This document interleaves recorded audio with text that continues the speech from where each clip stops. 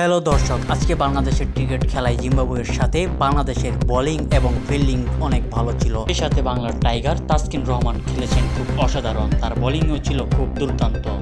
তার প্রথম বলটি করেছিল ইউকা।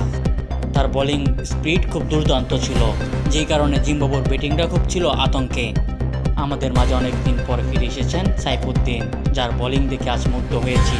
বাংলার টাইগার আবার বাংলাদেশে ফিরে এসেছে। সাইফুদ্দিনের বল ছিল খুব দুর্দান্ত এবং অসাধারণ।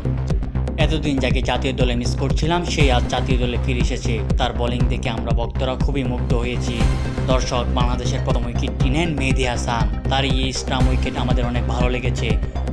বাংলাদেশের সাপোর্টার হয়েও কেমন জানি সেকান্দার রাজার আউটটা অনেক কষ্ট লেগেছে।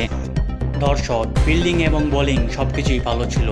ফিল্ডিং করেছেন খুব ভালো বাংলাদেশ এবং বোলিংও করেছে অনেক ভালো। জিম্বাবুয়ের সাথে এরকম ফিল্ডিং এবং বোলিং করবেন তা জানা ছিল আমাদের আরও আগ থেকেই। ফিল্ডিং শেষে যখন ব্যাটিং করতে নামেন আমাদের বাংলাদেশের ব্যাটসম্যানরা, প্রথমেই নামেন লিটন দাস, যে কিনা মাত্র 3 বলে 1 রান করেই আউট হয়ে গিয়েছিলেন। জিম্বাবুকে পেয়ে কামব্যাক করতে পারেননি লিটন দাস। কখনো ভাবিনি তার মিডল স্টাম্প এরকমভাবে উড়ে যাবে।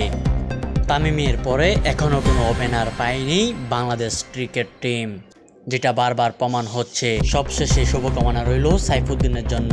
আবারও আমাদের মাঝে ফিরে এসেছেন সাইফুদ্দিন ভাই। ধন্যবাদ সকলকে। এই চ্যানেলটি একটি সাবস্ক্রাইব করুন।